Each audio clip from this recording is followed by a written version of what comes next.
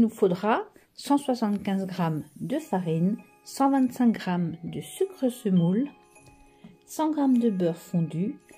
Les œufs, il en faut 3, mais on n'utilisera que les jaunes. Ne jetez pas les blancs. Si vous les mettez dans un bol, filmez au réfrigérateur, se garde quelques jours. On pourra les utiliser pour un glaçage ou pour des meringues. Une demi-cuillerée à café de levure chimique, une demi-cuillère à café rase. 50 g de raisins secs, des sultanines. Pour le glaçage, il nous faudra... Alors j'ai mis moins que la recette parce que chaque fois il m'en reste plein, c'est pas la peine. Là j'ai mis 100 g de sucre glace et du coup je mettrai 3 cuillères à soupe d'un rhum ambré. Dans le bol de mon robot, je mets mon sucre semoule et mon beurre ramolli. Le mien est très ramolli.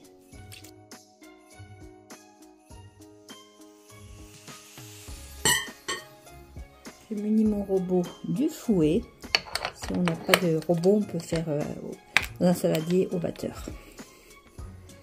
Et je vais mélanger jusqu'à ce que le mélange blanchisse.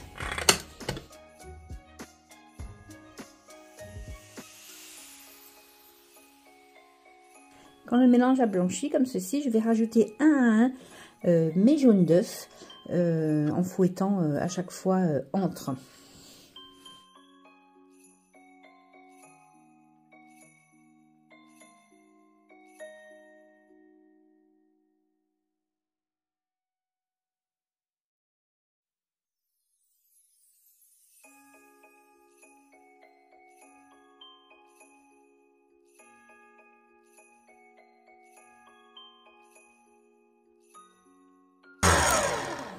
Je vais à présent changer, enlever mon fouet et mettre la feuille, le crochet. Quand on met de la farine, le fouet, ça ne va pas, c'est trop épais.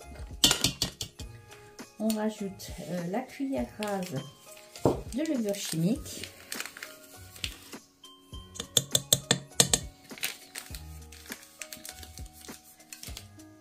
La farine.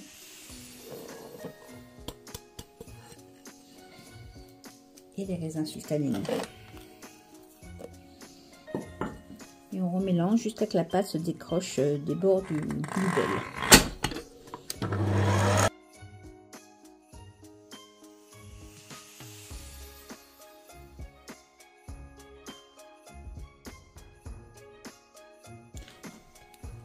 C'est une pâte somme toute assez collante, c'est pas une pâte sablée comme les autres jours. On récupère le maximum de pâte et on va travailler non pas avec nos mains comme les autres jours, ni avec des emporte-pièces, mais à l'aide de 2 petites cuillères à café. À l'aide de 2 petites cuillères à café, on va faire comme des petites, pas des quenelles, mais des petits tas. Il faut pas les faire trop gros et pas trop les coller sur la plaque de cuisson que j'ai munie d'une feuille de silicone ou d'une feuille de papier sulfurisé. Parce qu'ils vont s'étaler comme les cookies, ils vont s'étaler à la cuisson et sinon ils vont être collés entre eux. Donc on fait à peu près une boule, je ne sais pas si vous voyez par rapport au cuir, elle doit faire 3 cm à peu près de diamètre. Et on remplit toute notre plaque comme ça avec des petites boules.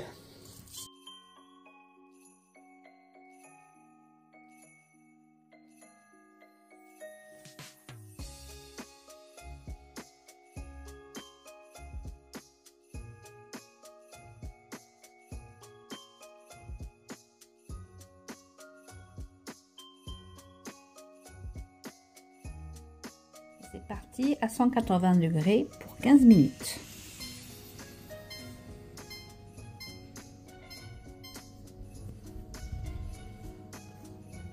À la sortie du four, quand ils sont bien dorés, on va les mettre sur une grille pour les faire refroidir.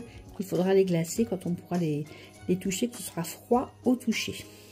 Refroidissement, on va préparer notre glaçage, donc avec les 100 g de sucre glace et 3 cuillères à soupe d'un rhum ambré. Le rhum blanc, c'est bien aussi, mais c'est vraiment pas le même goût.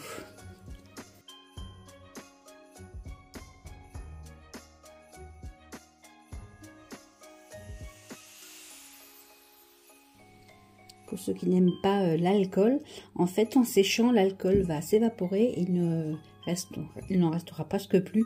On aura vraiment le goût du rhum. Ça ressemble un peu, pour ceux qui connaissent, à la glace rhum raisin. Et je mélange, je n'ai mis qu'un seul fouet, on peut le faire à la fourchette aussi.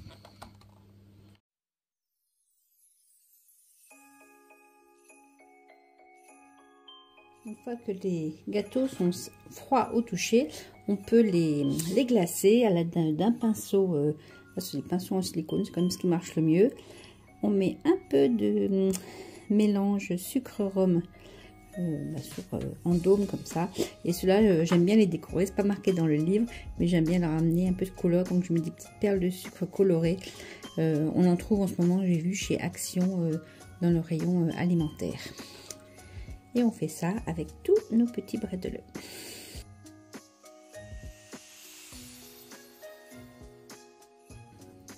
On va les laisser sécher, c'est-à-dire que l'alcool va s'évaporer, le liquide aussi, et ça va devenir un peu nacré comme ça.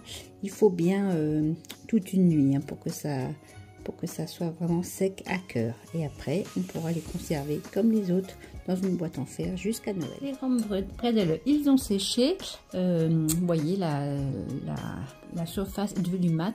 La plupart de l'alcool est parti, mais pas complètement. Donc, ce n'est pas tellement un gâteau pour les enfants. À moins que vous vouliez les accoutumer, mais je ne pense pas. Donc, on va le goûter.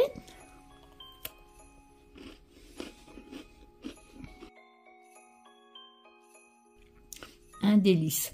Là, ils sont encore tout frais, comme vous avez pu l'entendre, ça croustille encore un peu. Dans la boîte en fer, ils vont se rassir et on va voir vraiment la consistance, vous savez, des cookies du commerce à peu près.